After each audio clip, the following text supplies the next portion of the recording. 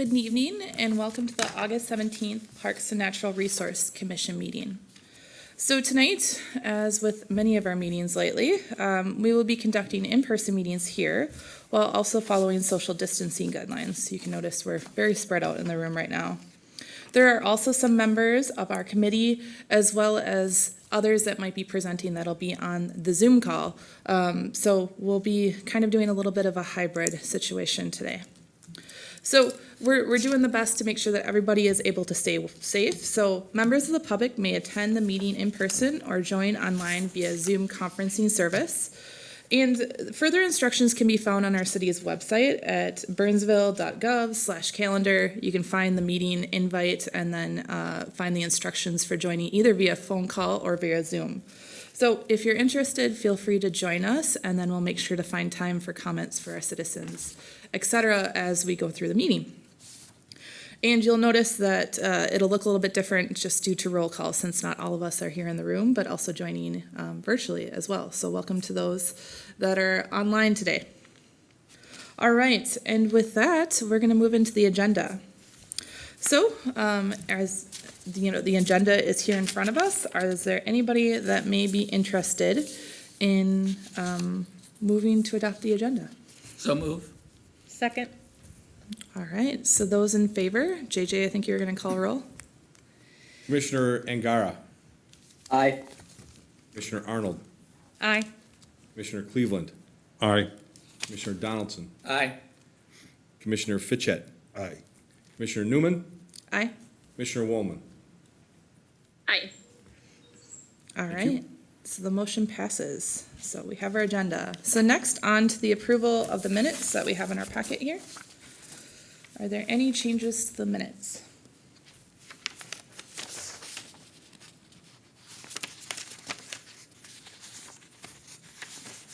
All right, none. Do we have a motion to approve? So move. Second. All right, JJ, do you want to call for votes again? Commissioner Angara. Aye. Commissioner Arnold. Aye. Commissioner Cleveland. Aye. Commissioner Donaldson. Aye. Commissioner Fitchett. Aye. Commissioner Newman. Aye. Commissioner Woolman. Aye.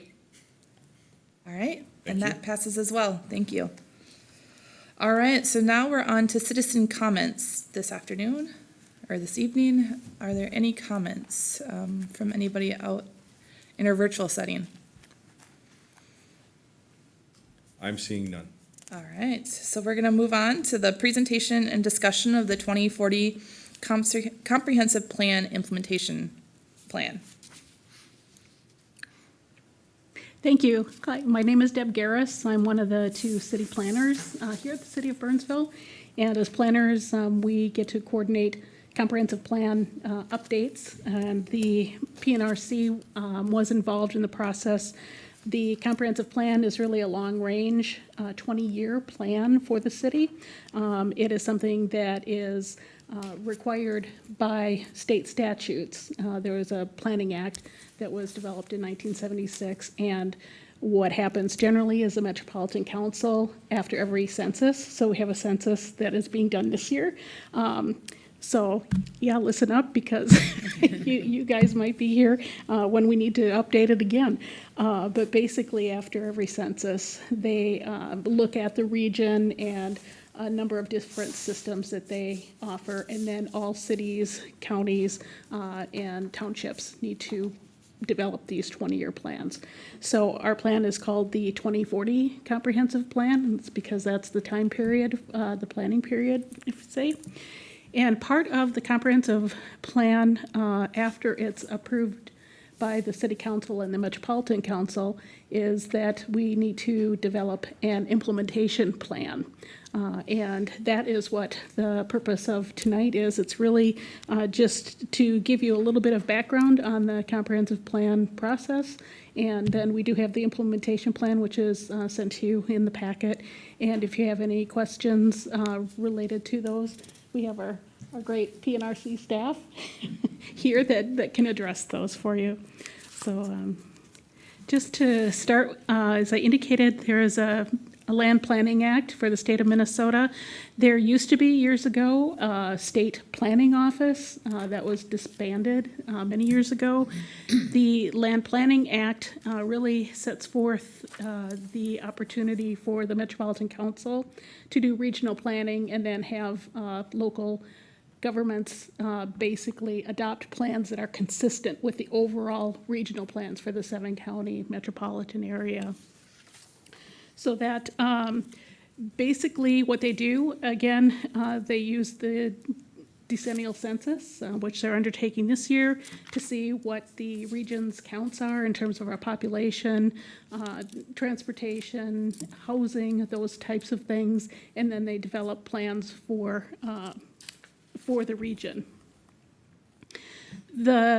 One of the biggest or most critical issues from a city standpoint with comprehensive planning is not only setting these things up for the community, our visioning and what we would like to see for the future, but it's also tied to transportation funding and funding then associated with trails, which often are part of that, and also livable communities. And what Livable Communities is, it's a program that Metropolitan Council administers. And again, there are a number of different ways that cities can apply for these funds through the Metropolitan Council. And there is a discussion of that in the comprehensive plan as well.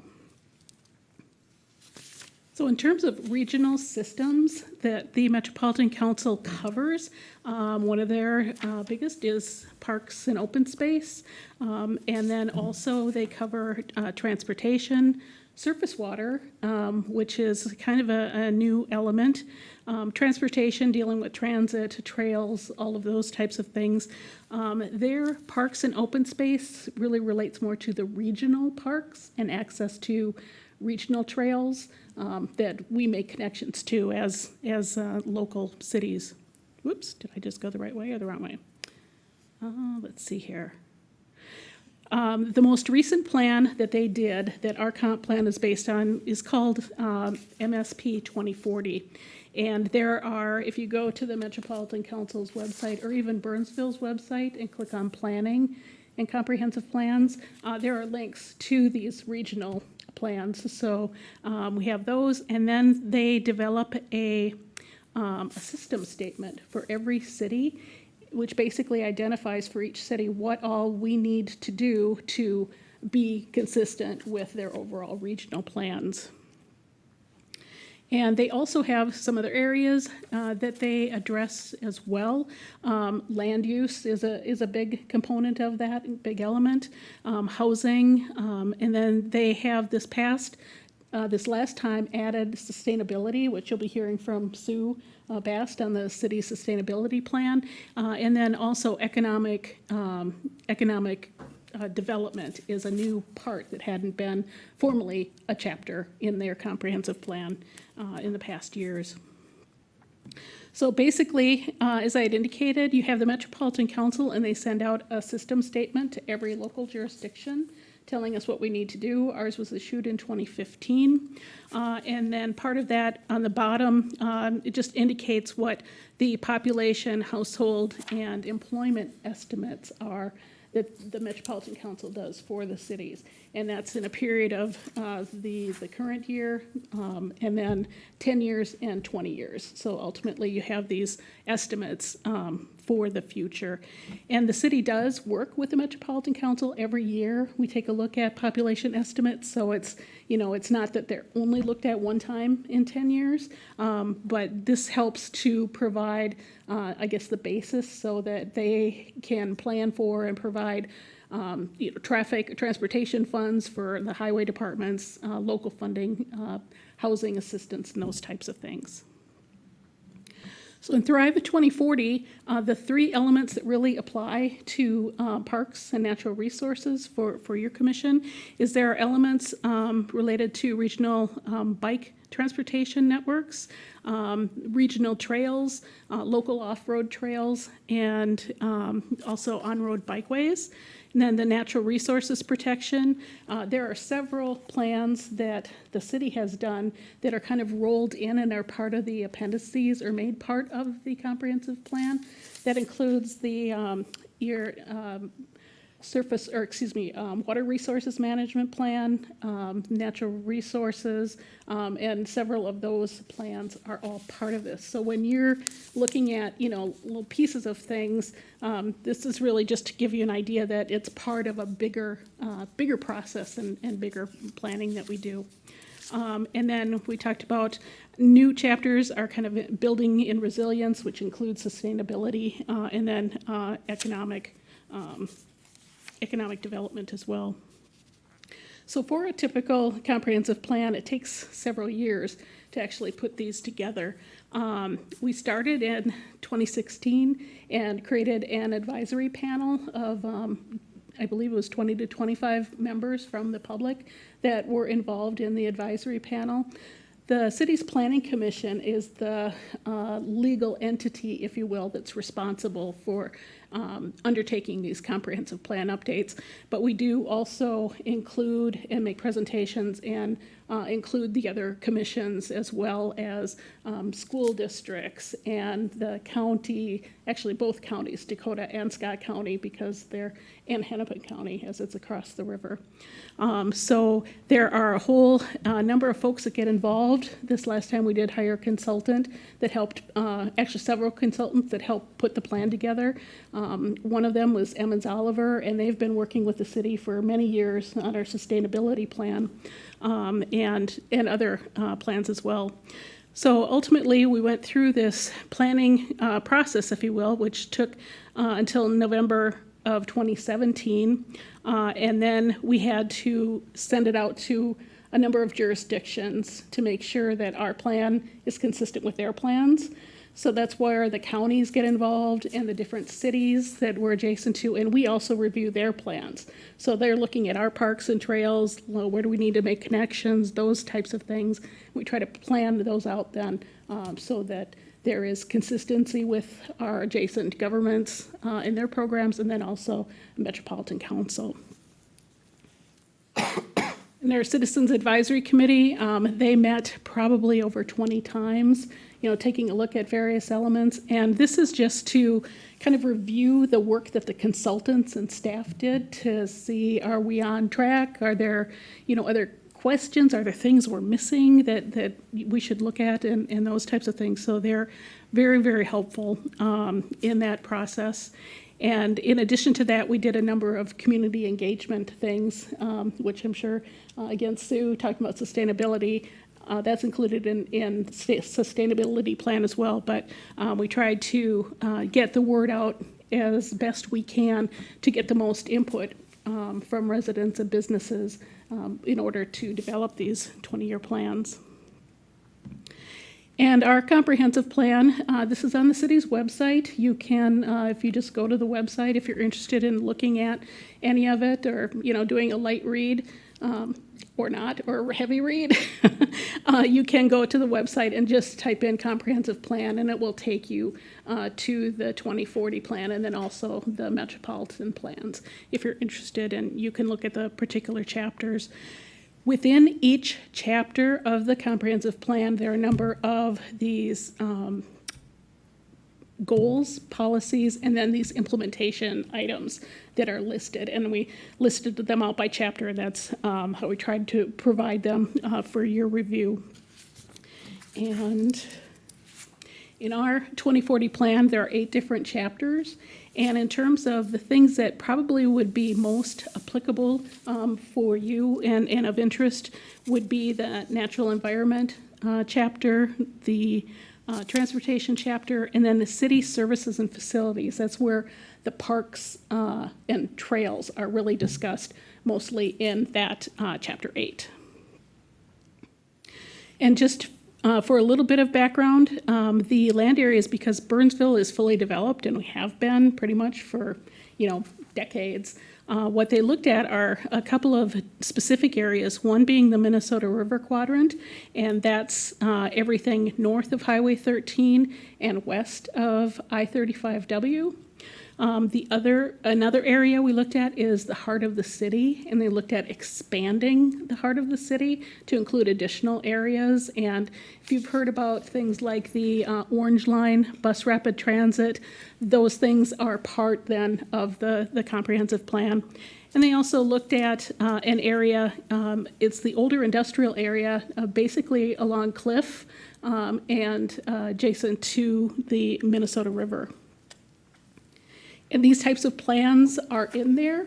I'm not expecting you to make a lot of sense of these, but just to give you an idea of what is done with the comprehensive plan.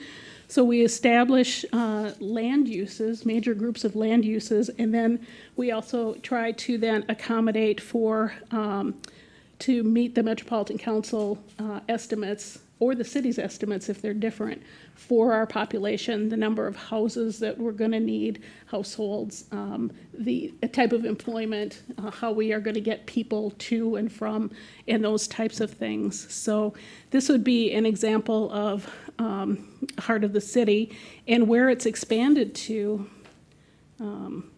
I hope you can see that on here. It's a little bit light, but there are a couple of circles that were added. And basically, we expanded heart of the city to include not only up to 35W on the west side, but beyond that, because we're going to have an Orange Line bus station located on Burnsville Parkway. And right by the bridge there that goes over on Burnsville Parkway over the interstate. And then the areas beyond that, we think we'll also be looking at redevelopment sometime over these 40 years or increased intensity of development because of their access to trails, their access to parks, to the commercial center, and then also for housing and proximity then to transit. This is the area up by Cliff Road, the industrial area, which we really took a look at. And a lot of folks thought that, it's kind of a dying area. But what we actually found out with our consultants is this area is a great area for incubator for new businesses. And it's actually very successful. There are low vacancy rates through there. And it may look a little bit tired in terms of some of the sidewalks are older roads and those types of things. But the vibrancy of the business community that's in there is really good. So that's kind of an area something that we learned that was different than we kind of thought, but is a great asset, for Burnsville and to build on that.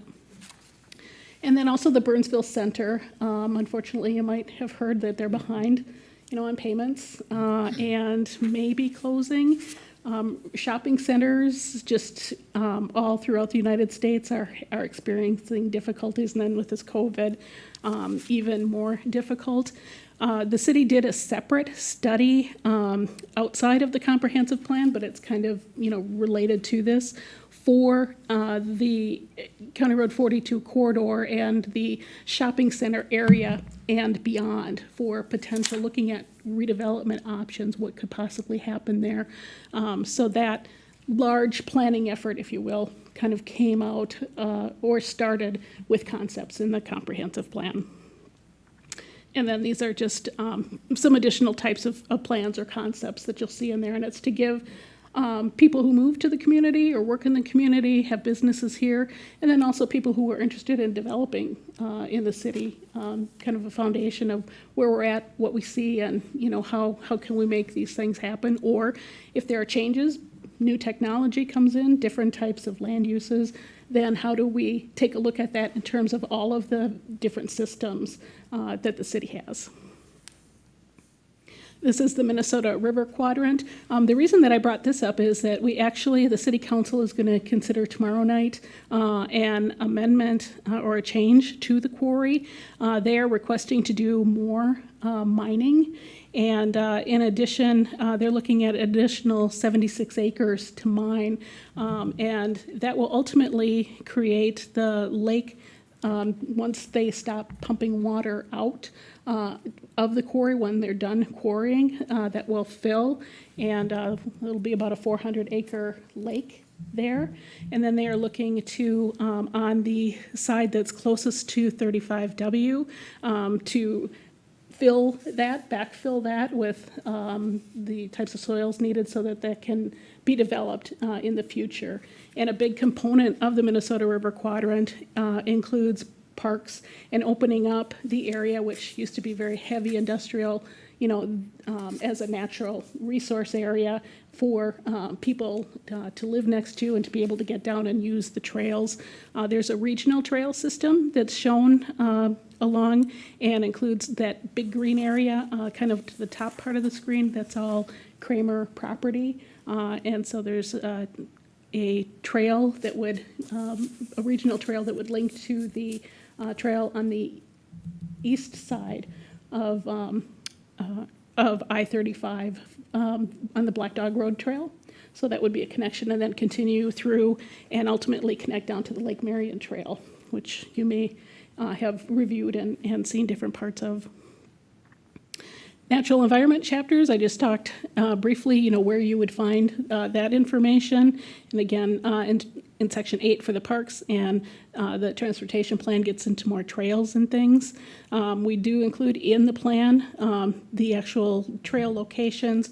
What's on the left is the Metropolitan Council's, a map that they put in for the system statement that just shows kind of in general where they're looking for corridors and things. And then our plan usually is quite a bit more specific than that, and generally how we show that we're going to implement their overall plans. And then these are just some, this would be the most recent, I think, connection that's being made through Kelleher Park for the Lake Marion Trail, and just some other parts of the regional system. Then with parks, we have included both the Dakota and the city. We do a lot of partnerships together to make these regional type systems happen. Natural environment, you've probably seen and gone through many of the different elements of those, but there is a lot of the comprehensive plan is dedicated to our natural environment in many different ways.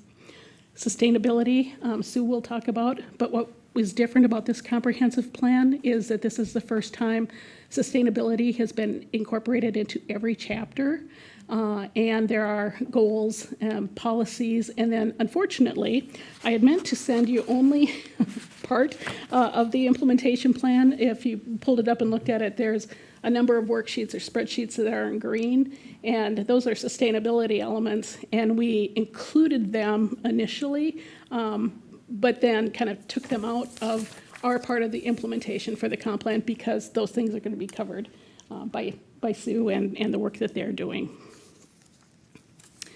And there's also a large appendix if you were to look at the comp plan, and the appendix is where the other plans like the natural resource plan, water management plans, those types of things are actually in the appendix, so you need to look in the appendix to look at those particular plans. And then with that, we just have the implementation plan, and what we tried to do is just identify by chapter and number. This goes right from the comprehensive plan document itself, and just indicate the strategy or action, and then the responsible party and the by date. And I think one of the major things you'll notice in there when just taking a quick look is a lot of these are ongoing things that the city's been doing for years and will have to continue to do for many years. But if there's anything in particular, just know that this is out there, and if you have any questions, you can bring them up through your staff, and we'd be glad to come and discuss, something further, or, if you have interest in some point in the future, we'd be glad to come in and to speak with you and get your input and participation. With that, that's all I have. All right, any questions? Thank you. I maybe have one before you Yes. leave. So, throughout the comp plan and then throughout kind of the strategies, we talk a lot about like increasing the tree coverage and that type of thing. However, when we have Caleb come and join us, he talks about like native kind of perspective for this particular area, which is not tree coverage, right? So it's more of the oak savanna and some of these more prairie grasslands. So, this feels like kind of like the typical kind of comp plan for a particular city is increasing tree coverage and that type of thing. But how do we make this specific to our particular area where tree coverage isn't necessarily native to this area? And really those grasslands are probably even more beneficial right now, just given some of the native pollinators and, animals in this particular area that we're trying to maintain as well. Yep, you have there, I think, some not necessarily competing, but different goals and objectives. And in terms of the woodland areas, the areas where we have natural areas like Crystal Lake West Park, that has, or Oak Savanna, those regional areas, we've tried to concentrate where those are at and do things over time to help protect them and clean out like buckthorn and those types of things. So you have that element. And then there's also the element of when property comes in to be developed, if you have a vacant property and it's developed, or redevelopment. And then there are a series of tree planting requirements that go along with that. And then in addition, street trees, the city forester, Dave Gromish, if you've worked with him, identifies, street trees. And we have in the comprehensive plan also certain areas that are corridors where they want to see certain types of plantings and things. So I think in terms of the comprehensive plan, because it's an overall guiding plan, you get a lot of those I think, objectives. But in the context, it's really, those kind of specific areas that we look at, natural resource protection and those types of things. So they're included, and we do look, every development is also reviewed. We've got a development review team, and that staff from all the different departments, and everyone takes a look at it in terms of not only these things, but, the particular plans that they have done, and gives feedback, and then we as the planners work with the developers to try to accomplish those objectives. So if there's an area that it makes sense to have it, more open, natural area plantings, green space, we look at doing that. If there's an area that should be preserved because it's got really high quality hardcover trees or oaks, those types of things, then we would look to preserve that. Okay. That's kind of how it gets implemented over time. Okay, great. Any other questions from any commissioners? Or Thank you. online? Any of our Zoom participants? No? All right. Thank you so much for coming. Thank you. Chair Newman, if you'll give us a minute, we gotta reset the presentation for the Oh, next sure. group.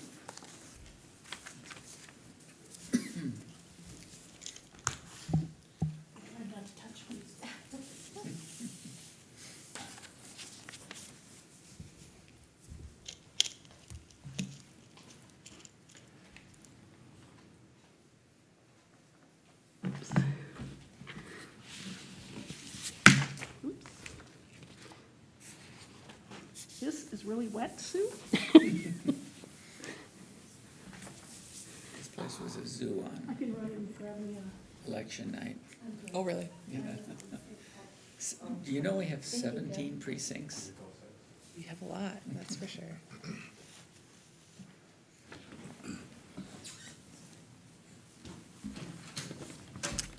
Need to fan the table a little bit to dry it off.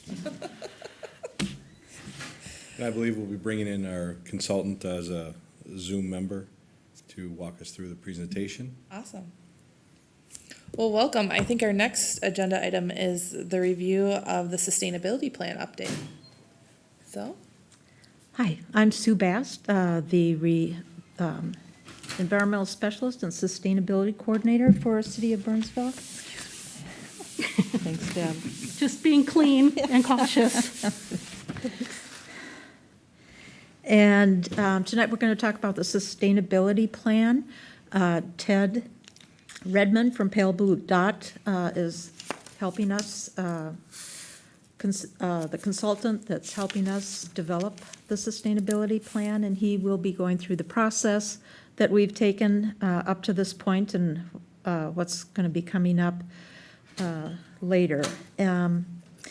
And as you've heard from Deb, we are aligning the sustainability plan with the comprehensive plan and natural resources management plan, water resources plan. So we're looking at all those and making sure that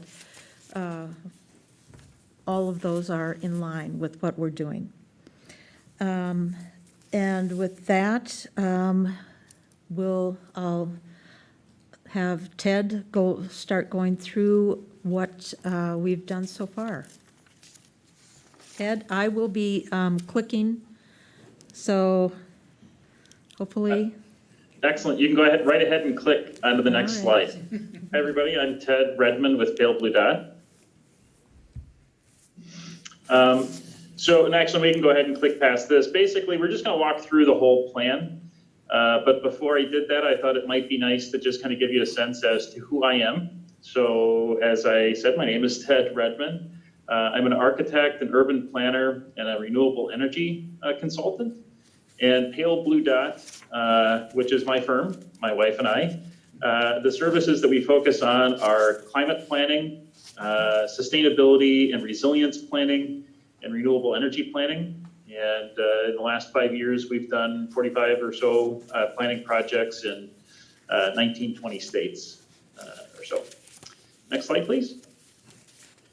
So we just kind of touching a little bit on process and background. For a little bit of background here, this plan is an update to the City of Burnsville's 2009 Sustainability Guide Plan. It's a revisit, refresh, and revision, which will help to guide the sustainability of the community, both city operations and community-wide, for the next 10 years. Some of the funding, a little bit of the funding came through the MPCA, through a grant which was awarded in 2018 for an environmental assistance grant, focusing on climate adaptation planning. So that enabled us to integrate climate adaptation into this plan as well. Next slide, please. The development of the plan had a few levels of engagement. The first level of engagement was direct to the community. We had a community-wide survey that was done, online survey, as well as some in-person survey with some 220 respondents over a number of months, as well as in-person interviews, one-on-one conversations, and an idea board at a few of the events in the city last summer. Next slide. There's also a stakeholder contributor team, awesome team of people, some 25 folks or so that had 2 days worth of workshops spread across a couple of months, and really gave us a lot of valuable insight, feedback, and ideas, as well as then reviewing a very preliminary draft of the plan that you're about to see tonight. Next slide. And then, of course, the planning team, which was about a dozen, 13, 14 folks from the city who really went above and beyond.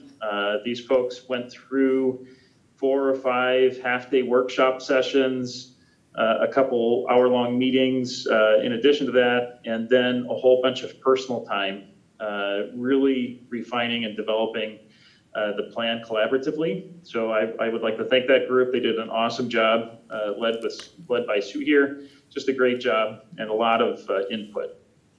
Next slide, please. As a basis, prior to getting into the technical development of the plan, we did a few, what I like to call baseline assessment documents. The first was the climate vulnerability assessment, which was actually done a couple years ago through an MPCA grant. And then as a part of this project, we also did a sustainability baseline assessment, which looked at sustainability considerations, metrics from energy consumption to heat island to ground cover, et cetera, across the city that enabled us to identify some preliminary potential goals to just share with the planning group.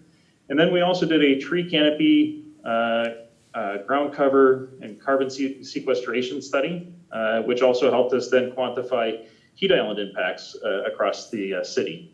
So those three documents really provided us a good background. So where we are now is we have the final draft sustainability plan. It's available for public review and comment. And it's available through a website link, which is there, right there. It's on our website, paleblue.PNRC/SGP-review-menu.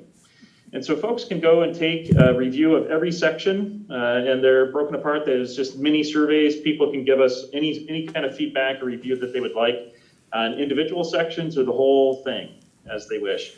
And for folks that take the survey before September 14th, we have some awesome prizes to win. We've got 12 prizes that people will be entered into. So we're really hoping to get a lot of people to review that draft plan and give us feedback.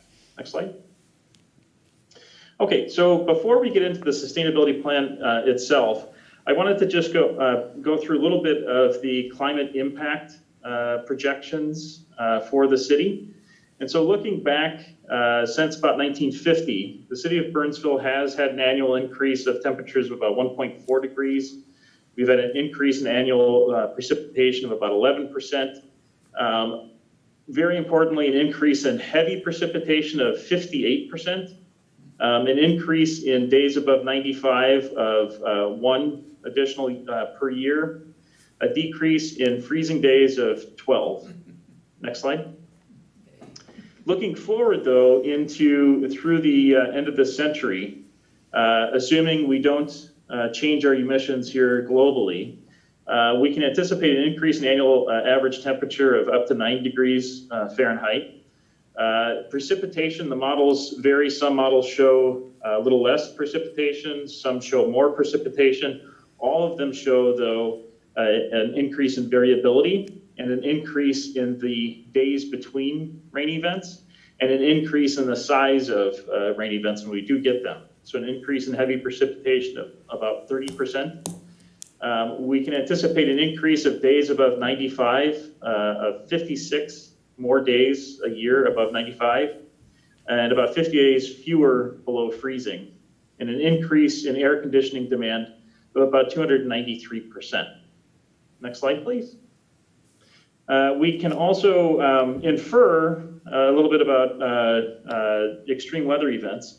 Looking back over the last 20 years, we've seen an increase from the second decade over the first decade of 46% more extreme weather events happening in Dakota County, with an average annual, actually this is a total economic damage of $206 million over that 20-year period. Next slide, please. With climate change, I like to put this in the perspective of kind of a city moving, because our climate is going to be changing. It's going to be much more similar to communities to the south. So I think of it in terms of the road ahead. Next slide, please. So over the coming decades, every decade from here until the end of the century, we can anticipate our weather changing to the extent of what would be similar to picking the city up and moving it south 15 miles every year, or roughly 217 feet every day from now until the end of the century, and then certainly beyond if we don't get our emissions under control. Next slide. So that means by the middle of this century, our weather is going to be similar to southern Iowa or northern Missouri. Next slide. And by the end of the century, we're going to be similar to Oklahoma or even northern Texas by the end of the century. Next slide. When we talk about climate change, we focus a lot on vulnerable populations. The reason for that is that all folks have vulnerabilities to these changes that we're talking about, but there are people amongst us, neighbors and community members amongst us that are particularly vulnerable or could be particularly vulnerable to climate change. And so in terms of climate planning, if we can address those vulnerabilities more successfully, that means that we all will become less vulnerable to those impacts. And so listing them out there, the folks that groupings tend to be more sensitive to climate change impacts: children, older adults, individuals with disabilities, those in economic stress, people of color, at-risk workers, folks to think of folks that, frontline workers or folks that work outside, food insecure individuals, and individuals without vehicle access. So those are the folks that you'll see in our plan when you go through the details of it. There are a lot of actions that focus on those individuals. Next slide.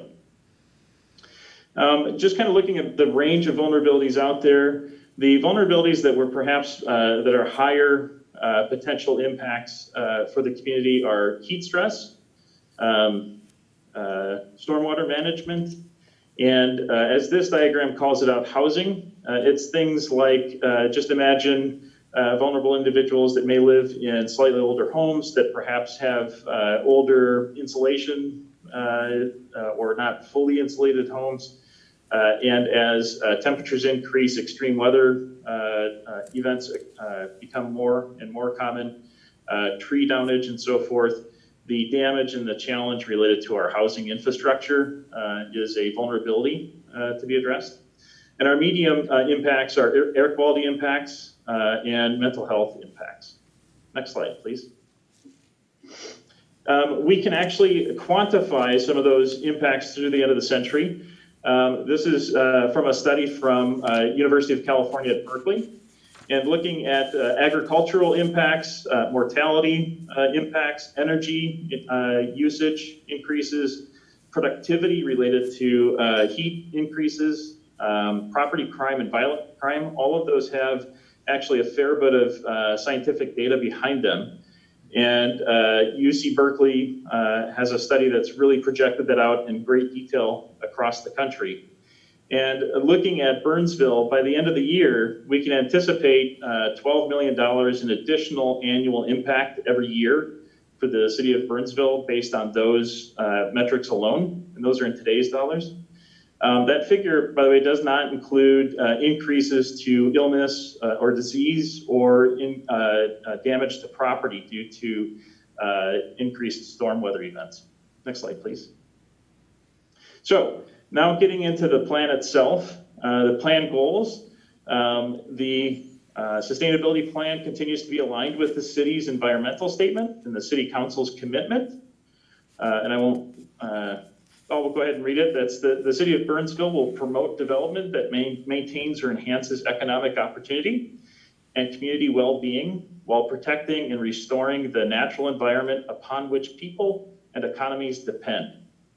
Sustainability meets the needs of the present without compromising the ability of future generations to meet their own needs.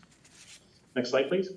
In addition to that, this plan also has city operations and community-wide greenhouse gas reduction goals, which are in line with the state of Minnesota's goals. So that means that the goal to be to reduce community-wide greenhouse gas emissions 40% below 2005 levels by 2030, and then 80% below 2005 levels by 2050. So those goals are included in this plan. Next slide, please. So, and I always like to position greenhouse gas reduction goals a little bit to determine how do we know if that's a good goal, bad goal, how do we judge? And of course, there's lots of different ways to look at it, but I tend to recommend looking at it against the United Nations International Panel on Climate Change, the IPCC as it's known. It's the bellwether climate science collaborative internationally. And their most recent study, which just came out at the end of last year in November of 2019, they've indicated that if we want to keep global emissions at a 2-degree warming level, we need our emissions to drop 25% below 2018 levels. If we want to push it down to cap it at a 1.5 degree warming, if that's possible, we need to aim at a 55% reduction below 2018 levels by 2030. Both of those numbers are by 2030. Next slide. So our plan actually, you can see the green arrow, it puts us on track to be between those two at roughly a 1.92 degrees warming. So that's saying if the whole globe reduced their emissions in line with Burnsville's plan, we are in line with the IPCC goals. Next slide. So this little diagram here is called a wedge diagram. It just illustrates that very top line that is a dashed line on the left-hand side, and then becomes the top of that sort of rust-colored line. That highest level is what we would call business as usual emissions. That's saying that if we didn't do any additional planning or additional work, and just the existing commitments that are out there from Excel and so forth, that's where we would anticipate Burnsville's emissions to be by 2030. And then those colored wedges that carve down into that represent the emission reductions that are in the plan related to residential electric consumption reduction, renewable energy for residents and businesses, natural gas reductions for businesses, solid waste reductions, etc. And if we just look at the total reductions by share, that little diagram shows there, roughly we've got 26% out of transportation, roughly 35% out of energy, building energy efficiencies, and roughly 39% out of renewable energy community-wide. Next slide, please. So I also like to hit on the benefits of sustainability planning. There's a number of them. They can be summarized by talking about job creation and economic development potential, which often comes with sustainability strategies, improved air quality and public health, cost savings for residents and businesses, improved energy resilience, improved water quality and ecosystems, and improved community resilience. So a successful implementation of the community-wide sustainability plan would have some benefits in each of those categories, actually. Next slide. There is also our ability to sort of quantify the economic potential or impact of this plan. And this is a relatively conservative projection. What we have before you is with the successful implementation of the goals of this plan, we can anticipate household energy saving or household savings of almost $60 million cumulatively between now and 2030. Business savings potential of just a little under $50 million. And by reducing our carbon, we're avoiding some of those future impacts. And so using the state of Minnesota average avoided cost of carbon value, almost $20 million worth of avoided cost of carbon. So that means that this plan, when successfully implemented, has an economic potential of $126 million for Burnsville cumulatively between now and 2030. And that value does not include the potential of job creation or new business potential represented in some of the actions. Next slide. So the framework of the plan, there are 10 sectors of actions displayed before you there. And those sectors all have some impacts beyond general broad sustainability. They all also have impacts in greenhouse gas emission reductions or climate adaptation or both. And so the little diagrams underneath them, if it's a little industrial smokestack, that means it's got reductions of greenhouse gas emissions. If it's got the little sort of circling arrows, that means it's got climate adaptation actions involved in it as well. Next slide, please. Each of those sectors have then strategies, high-level strategies or goals, which are specific statements of direction that expand on the climate action vision, greenhouse gas reduction goals, and overall sustainability goals of the plan. Actions then are detailed items that should be completed in order to carry out the vision and strategies identified in the plan.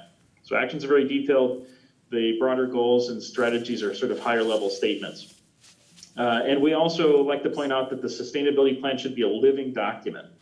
and updated, reviewed with some regularity, and actions tweaked as time goes on. Next slide, please. And we can go ahead and skip this. Okay, so I like to go through what I call the anatomy of a plan section, because it's a big plan, and clearly I don't want to bore you too much by going through all of the sections in great detail, but I want you to understand what's in each section so that as you're looking at it, you'll know what to look at. So next slide. So each section begins with a little introductory, a couple paragraphs of introduction, talking about why is this section an important section related to sustainability. There are equity considerations that are called out, things that we should be keeping in mind related to equity impacts that relate to this section. We also have a little bit of shout outs of some success stories that Burnsville has already completed in that subject section. Next page. We then also have some of the background sustainability information from the baseline assessments. So it's kind of a baseline understanding of where are we today on some of the indicators, sustainability indicators of that section. Next page. And then we follow up with the goals and detailed overarching strategies for this section. And for each of the strategies, we then also call out how can we measure ourselves in the future. So what are the metrics that we can measure success with? And then finally, we have detailed actions for each of those goals and strategies. And with each of those actions, we call out their potential benefits related to economic potential, greenhouse gas emission reduction potential, or climate adaptation potential. Next slide.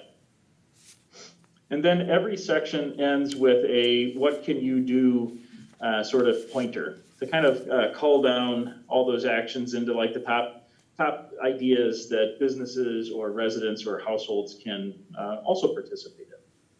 Next slide, please. So I thought we would then hit each of those 10 sections kind of high level and give you a sense of the goals and strategies that are in those sections. But not necessarily the detailed actions, because there's frankly too many to hit in a short presentation. Next slide. So with buildings and energies, the building and energy efficiency, I should say, there are 4 primary goals. A 10% decrease in residential and commercial electrical use from 2016 numbers by 2030. That's community-wide. A 5% reduction in residential and commercial natural gas use by 2030, again, community-wide. Then to improve total city-owned building energy efficiency by 10%, electricity and 7% natural gas by 2030, so that's city-owned facilities. And then lastly, to achieve a minimum of 1 net zero ready or net zero city-owned facility by 2030. Next slide. Under community health, next slide. There are 5 primary goals: developing a standardized educational program on ways to improve health of citizens, to meet or exceed the goal of reducing greenhouse gas emissions from city operations by 40% while encouraging the public to reduce emissions and pollutants, to educate employees on current environmental policies and develop new policies in areas that are lacking, to develop a standardized educational program on ways to improve conservation and pollution reduction, and to explore more options to reduce heat island roof effects and educate public and businesses about potential effects and areas for improvement. Next slide. So for fleet and equipment, 3 primary goals: emissions and fuel reductions for city operations, reducing the fleet size associated costs for city operations, and then lastly, influencing the private sector to sort of echo those goals. Next slide. For ground cover, there are 3 primary goals: to increase tree cover, and that's diversity, not civersity, citywide. So that would be citywide tree canopy coverage goal of 33% by 2030 and 37% by 2040.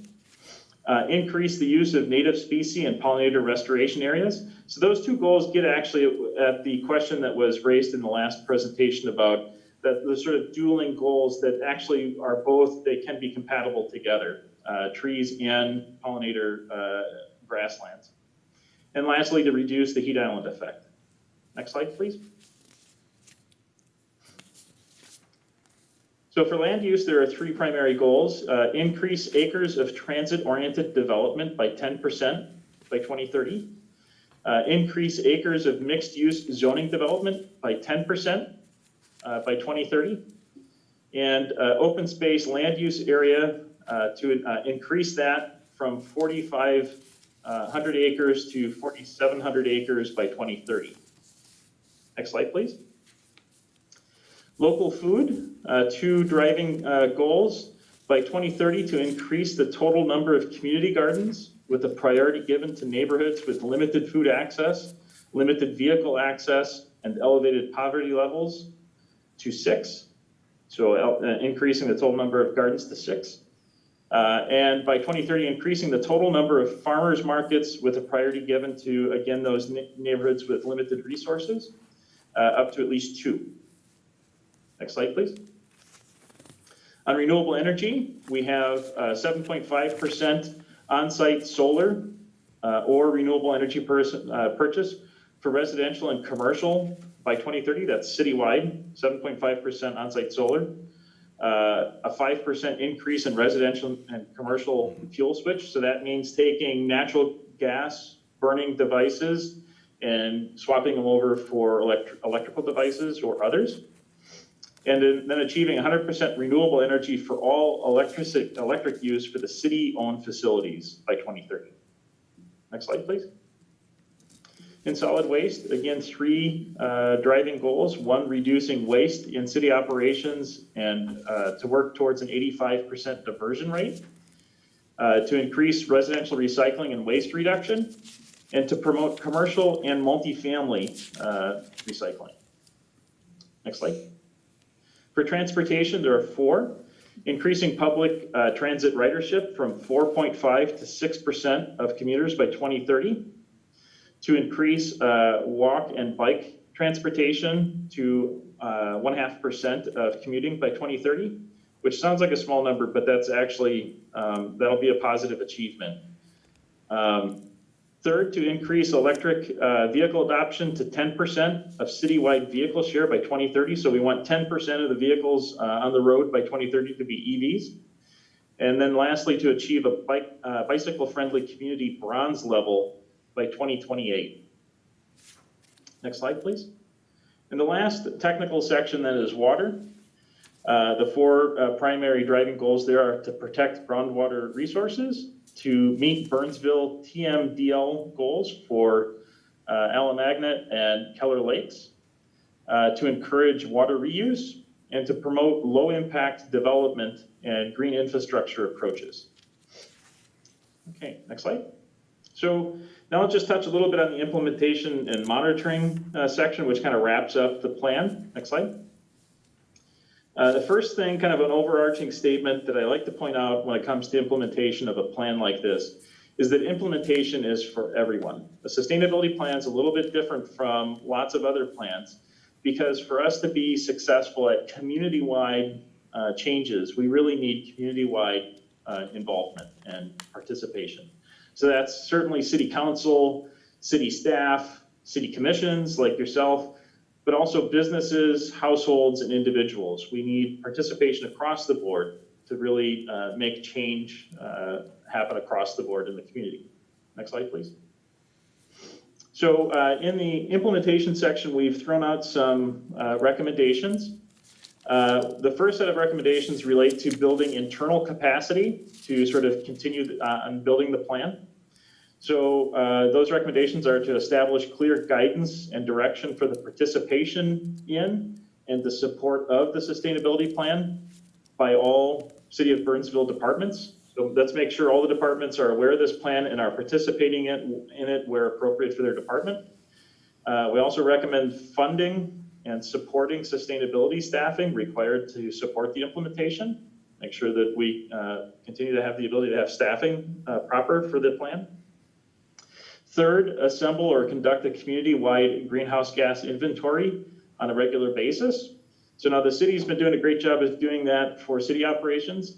This is saying let's also make sure that we look at citywide emissions on a regular basis. And it could be every 2 years. 1 year is great, but 2 years is fine. Could go every 3 years if you need to. But that'll help us understand, are we on track or not on track for our goals? And then lastly, to review the sustainability implementation progress and impacts on a regular basis. Again, could be every year or every 2 years. I wouldn't suggest going any further than that, so that actions can be tweaked. Those actions that are really making great headway, can you amp them up a little bit more? Those actions that aren't quite panning out the way everybody thought they might, how can they be tweaked so that they can be even more successful? Next slide, please. We also have recommendations related to external support or external engagement, if you will. The first is that we're recommending that this commission would be identified as the main citizen body to support the implementation of the plan. Next, we're recommending the establishing jurisdictional partnerships that advance the sustainability plan strategies to advance and accelerate action. So that's like connecting with the county, with the Met Council, with school district and so forth, and creating relationships or continuing to build those relationships specific to this plan for some joint collaboration. Next slide, please. We also have some suggestions related to funding. The first is to maintain a budget and identify funding sources for staff dedicated to the implementation of the sustainability plan. Just make sure that that's squared away. Secondly, to identify a budget necessary to support projects on an annual basis. So selecting projects, individual actions on an annual basis, and then make sure that whatever funding may be required for those are established. And then lastly, of course, let's utilize no-cost technical assistance offerings as available. And there are certainly opportunities out there, grants and other resources available through the state, et cetera. Next slide, please. So in the implementation and monitoring plan, every single one of those actions then is brought back up again. But then with each action, we've identified collaboratively an estimated budget need, if any, for those actions.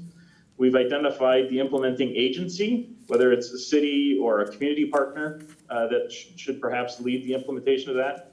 We've also identified who is the suggested department responsible, city department responsible for engaging that action or following up on that, and also staff responsible. Those are usually identified as roles, but in some cases they're actually individuals, but usually it's a role. So that's been identified for every single action in the plan so that implementation can kind of hit the ground running with each department exploring those actions and beginning to make their own implementation plans for actions that they can do in 2021 and the year after that, and so forth. Next slide. Also included in the report is a link we have assembled. You'll see throughout the actions there are some suggestions to establishing a policy for this or tweaking an ordinance for that. So our team has actually compiled a host of example policies and ordinances that relate to almost every one of those suggestions in there. If we're talking about touching a policy or an ordinance, we have examples that we've compiled for the city to use as research. And so that's linked into the plan. Next slide. And then lastly, I'm gonna hawk my wares again here and promote folks taking the survey, everybody watching, certainly you commissioners and families and friends and so forth. We would love to get inundated with review comments. It's the way we can help make sure we get everybody's input as we move from a draft plan to a final plan. Just a reminder that actually if folks that take it before September 14th, we do have some prizes, so a little boost for getting in early on your review comments. And again, that link on how to find that. All right. I'll yield the floor to any questions, please. Any questioners from any commissioners? That was a whole lot of data. That was a lot of information, very good information. I guess this is more maybe to JJ in the city. What is the process from here then? It goes to city council or review the survey, then the city council approves it, and then it just seems like so much to do. How does the city actually prioritize what to jump on. I'm going to defer to Sue and Daryl on that question, and hopefully Sue can give us the information. We do have a sustainability team that was listed on there, and that's where a lot of the prioritization starts with, taking a look at what we can do, what we need to do, and go from there, and with direction from city council. So, yeah, so right now, obviously, the draft plan is coming here. We've got public comment open right now. With the COVID stuff, the plan is a little bit behind schedule from what we planned. The summer, things moved a little slower than we anticipated. But I think the goal right now is to try to kind of get through this process with public feedback from the commission, and have something to bring to city council September. September, October, yeah. So it's, we're kind of getting to that point where we're trying to take what we've put in there and get reactions to it, and then make tweaks as we go. So when you say bring something to city council, is that not only like the specific actions that we anticipate in the next 1 to 3 years versus 10 years plus, that type of thing, but also budget implications for that as well? Or what would that overall, are you talking about like this entire plan to city council, or like specific implementation of what some of this stuff might look like? Right now, it's the plan Okay. to bring to city council. And as we start looking at implementation, that's when budget would come into play. Okay. Yeah, and we do, as you know, the city is in the budget process right now for 2021. And so the Public Works Director and myself, we have included some of the dollars in the 2021 budget to start implementation of this plan. So this is kind of going through at the same time as some of those budget talks. And so, we'll see, city council has seen this. We had a work session with them in the beginning where they outlined some of their goals and some things that they wanted to see in the plan. So it's not like city council hasn't had discussions on this or something. So we're hoping as this goes through that, we'll be able to provide a plan that meets the goals that they set out, and then that we'll also be able to get some funding to start some projects. One of the things I noticed, I did receive an email today from Sue, and I did the web links work. Great. And it looks like the questionnaire is pretty straightforward. How broadly did this get distributed? And since I got it as a citizen, do you have a large mailing list that it goes to above people finding it on the website? Yes, we sent this out in the Burnsville Bulletin recently, about a week ago. So that goes to all the residents. Plus, we have a number of different committees that we have sent it to. The previous, if the first survey that we did last year, where there were 200 and some participants in that survey, that's probably what you got today. We sent it to all those people that took the survey last year, and so sent it to them. And Burnsville employees. So we're trying to reach out to everyone we can and asking them to, take a look and give us their reaction. And if you can think of others, please let me know. I'm sure the business community will want to have them on board. Certainly aware. Chamber of Commerce, Convention Bureau. Great idea. It's Great. all kind of, we need their input. We need good, we need buy-in, because in many cases, it looks like this could potentially be a money-saving thing and a economic boost as well. So I guess we need to get them on. Thank you.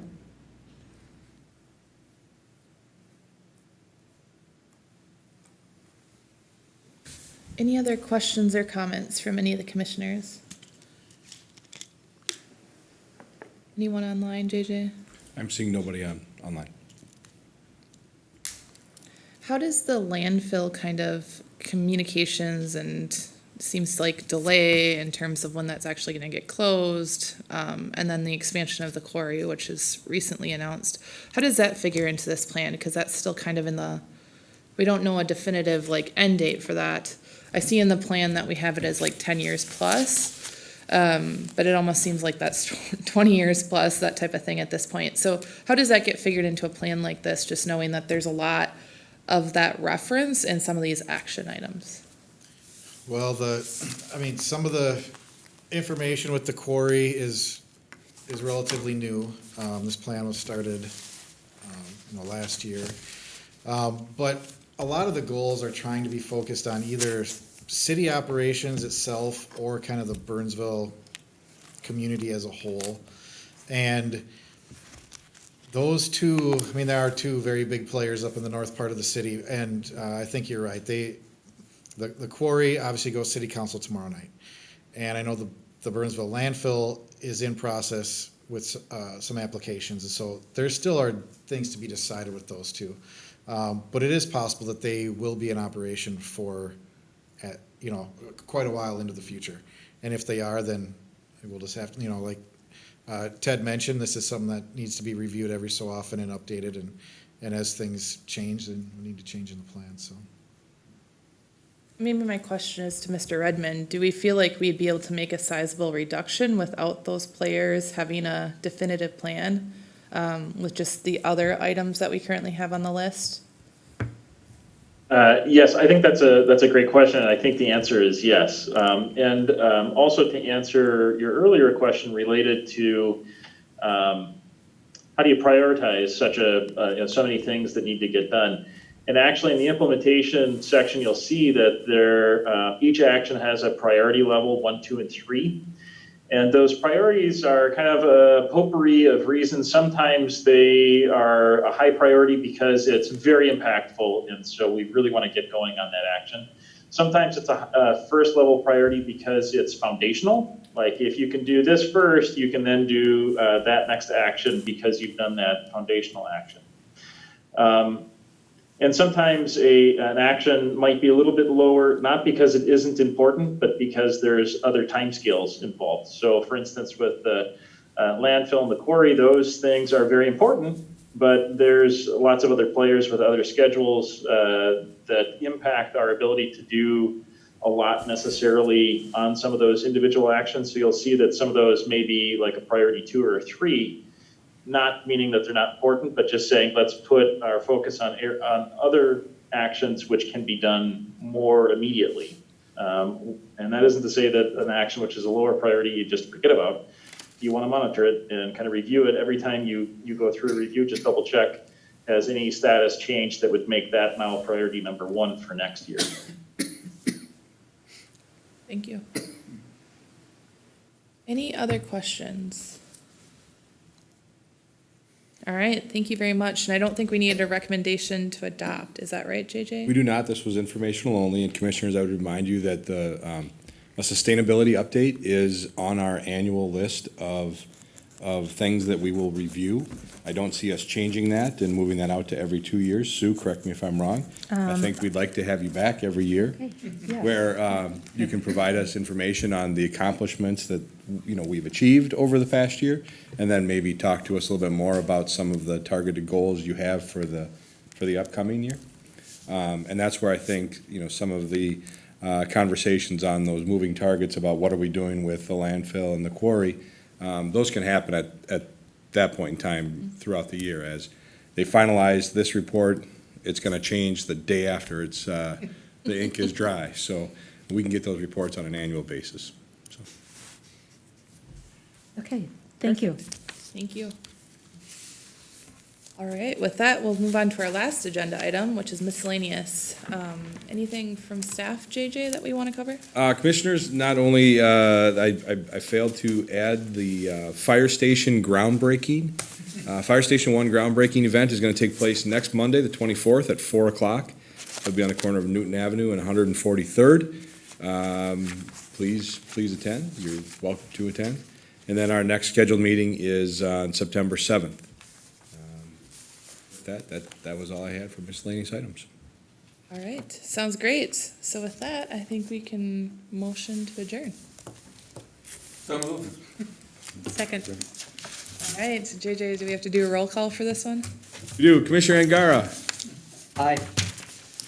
Commissioner Arnold, Aye. Commissioner Cleveland, Aye. Commissioner Donaldson, Aye. Commissioner Fichette, Commissioner Newman, Aye. Commissioner Woolman. Aye. Very good. Thank you, commissioners. So moved. Thank you guys and have a great night.